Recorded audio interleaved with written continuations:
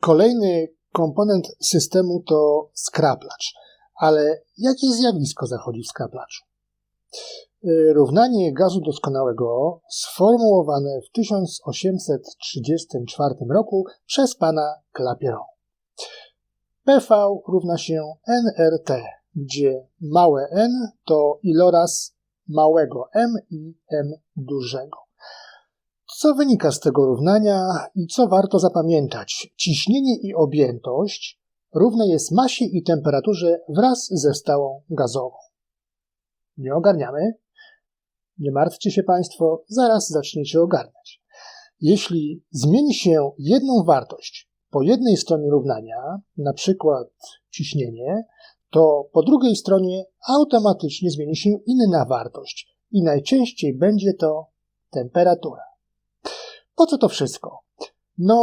Mamy jakiś czynnik, w naszym wypadku chłodniczy, choć wcale nie musi to być sensu stricto, jak rozumiemy go dziś, jako na przykład R32, bo przecież można zastosować dwutlenek węgla. Według powyższego wzoru manipulujemy ciśnieniem, by w efekcie manipulować temperaturą, a dokładnie średnią prędkością molekularną cząstek czynnika. I tu się dzieje magia, bo możemy wprowadzić ciepło do czynnika i wyciągnąć ciepło z czynnika wtedy, kiedy tylko chcemy. I to jest jedyny cel działania systemu. I co? Mówiłem, że wzór ogarną wszyscy? Okej. Zjawisko kondensacji. Kondensacja to przejście ze stanu gazowego w ciecz. Zjawisko wbrew pozorom znane nie tylko chłodniarzom, ale znają je też osoby korzystające z uroków kąpieli. Patrz, zaparowane lustro, ale też te zjawisko świetnie znają panie ścierające ściekającą wodę z okien i parapetów, gdy rano temperatura na zewnątrz spada poniżej 10 stopni Celsjusza. Na marginesie, by uniknąć tej codziennej pracy ze szmatką w tych oknach, należałoby uzupełnić gaz szlachetny argon, co delikatnie podniesie temperaturę szkła i zapobiegnie temu magicznemu zjawisku. Ale dziś nie o tym. Punkt Rossy według internetów to temperatura, w której może rozpocząć się proces skraplania gazu lub wybranego składnika mieszaniny gazów przy ustalonym ciśnieniu, a w przypadku mieszaniny gazów również przy określonym składzie. A jeśli chodzi o system, gdzie następuje zjawisko kondensacji? Na ściankach skraplacza. Jakie zadanie ma skraplacz? Zrzucić ciepło z systemu, czyli to, co zostało pochłonięte w parowniku, przekazać do medium, wody, powietrza, etc. Jakie 3 zjawiska zachodzą w skraplaczu? Faza pierwsza, jaką jest ochłodzenie przegrzanego czynnika chłodniczego do punktu, w którym następuje proces skraplania. Faza druga skraplania, gdzie następuje przemiana pary w ciecz. I faza trzecia, dochłodzenia czynnika chłodniczego. Teraz faza pierwsza, czyli dochłodzenie przegrzanego czynnika, który chwilę temu opuścił sprężarkę, obniża jego temperaturę do temperatury skraplania. Temperatury, przy której na ściankach skraplacza, które to ścianki mają kontakt z dużo chłodniejszym medium, zaczynają tworzyć się zalążki mikrokropelki cieczy. Dlaczego mówimy tu o przegrzanym czynniku? Dlatego, że przegrzany opuścił parownik. Sprężarką manipulujemy ciśnieniem w górę, sprężając parę czynnika chłodniczego i otrzymujemy sprężony i przegrzany czynnik chłodniczy. Faza druga, w którym mamy stan mieszany, czyli występuje obok siebie para i ciecz. I im niżej, biorąc jako fizyczną wysokość w naszym skraplaczu, to z uwagi na to, iż medium niżej ma niższą temperaturę, to stan nasycenia jest wyższy i mamy więcej cieczy, choć nadal jest to mieszanina gazu i cieczy.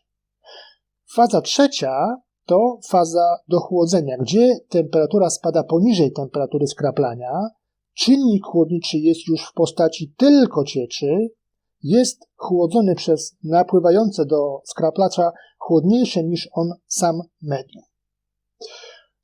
Oczywiście medium to nie tylko powietrze czy woda glikol, może to być też inny czynnik chłodniczy. Należy tu podkreślić, by skraplacz pełnił swoją funkcję, temperatura medium musi być niższa niż temperatura skraplania czynnika chłodniczego. Z procesem skraplania i przekazywania energii związany jest jeden nieoczywisty fakt, który dość ładnie pokazuje diagram log pH i oczywiście wszyscy pamiętamy z lekcji fizyki z podstawówki, że temperatura na odcinku wymiennika, na którym przemiana fazowa występuje, nie ulega przeważnie zmianie. Przeważnie, bo dotyczy to czynników chłodniczych jednoskładnikowych. I z tym wiążą się też zabawne sytuacje, gdzie klient dzwoni do serwisu. Panie, nierównomiernie mi się zaladza. A na Facebooku piszą, że to oznaka, że za mało czynnika. No i przyjeżdża taki, w cudzysłowie, serwisant dobijacz, robi robotę i zamiast lepiej, to z każdym takim dobiciem jest tylko gorzej, bo urządzenie pracuje na L407C. A dla urządzeń pracujących na czynniku z poślizgiem to normalne, że się nierównomiernie zaladza. Co powinien zrobić serwisant? No, sprawdzamy rodzaj czynnika, czy przypadkiem to nie mieszanina. Później manometry, przegrzanie, dochłodzenie, ewentualnie dopiero jeśli parametry są niepoprawne, ściągamy czynnik do butli, ważymy i jeśli jest go za mało, to czynnik do utylizacji, a napełniamy czynnikiem nowym w fazie cieczowej. Ok, wracamy. Pomiar ciśnienia. Co daje? Co daje nam pomiar ciśnienia tłoczenia? No oczywiście, jak dobrze sprężany jest czynnik chłodniczy. No i punkt odniesienia, zwłaszcza w porównaniu z temperaturą medium przepływającego przez nasz skraplacz. To metoda podejścia. Temperatura kondensacji przy danym ciśnieniu z tabeli urządzenia skraplania minus aktualna temperatura linii cieczowej to dochłodzenie. I tu się na chwilę zatrzymajmy.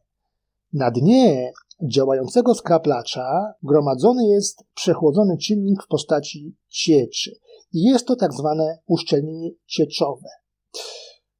I tu pytanie, a jeśli nie ma wystarczającej ilości czynnika w systemie, to co się dzieje?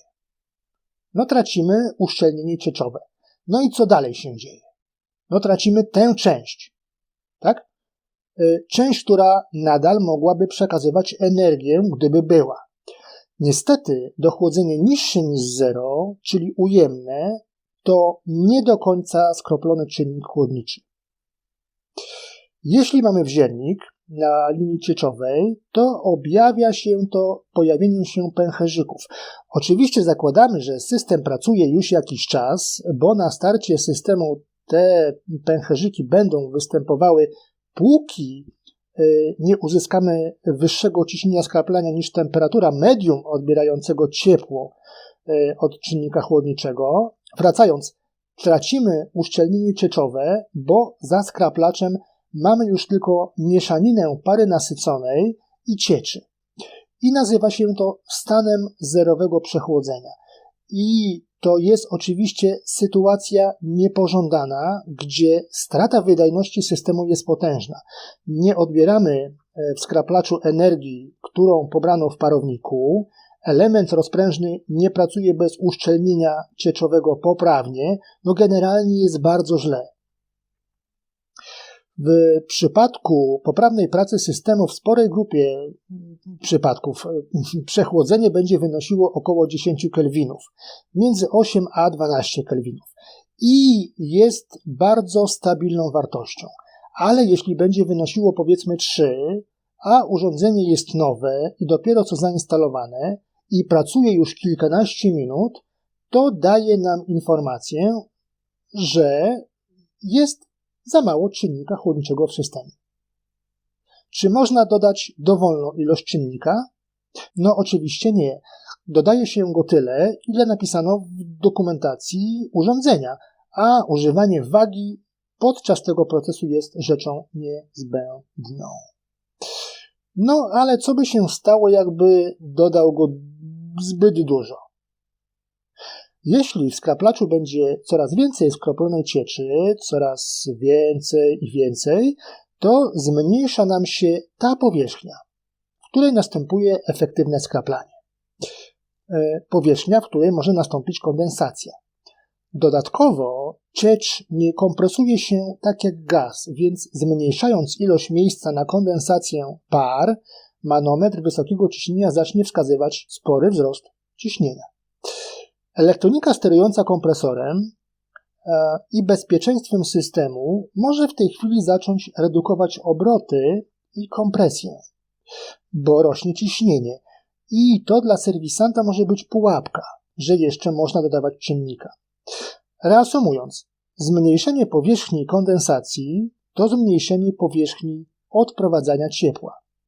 Dodatkowo jest limit, jak przechłodzony może być czynnik chłodniczy występujący jako ciecz. I tą wartością jest jaka temperatura? No dokładnie, temperatura medium, która wpływa do skraplacza. Jeśli komuś się bardziej przechładza, to należy sprawdzić czynnik temperatury. A jeśli ten jest dobry, to kolejnym elementem jest lutowanie, bo jeśli mamy tu przewężenie od lutowia, ale spore, to coś takiego może nastąpić i trzeba to poprawić. I teraz ciekawostka, o której można poczytać w książkach. Można uzyskać dodatkową wydajność, powiększając dochłodzenie, o ile nie zwiększa się współczynnika kompresji. Ponieważ jeśli zwiększy się kompresję, to zaszkodzi się temu, co znajduje się po drugiej stronie równania z początku.